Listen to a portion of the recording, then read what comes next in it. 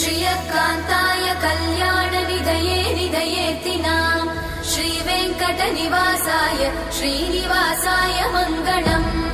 Lakshmi सविभ्रमालोकसुभ्रूविभ्रमचक्षुषे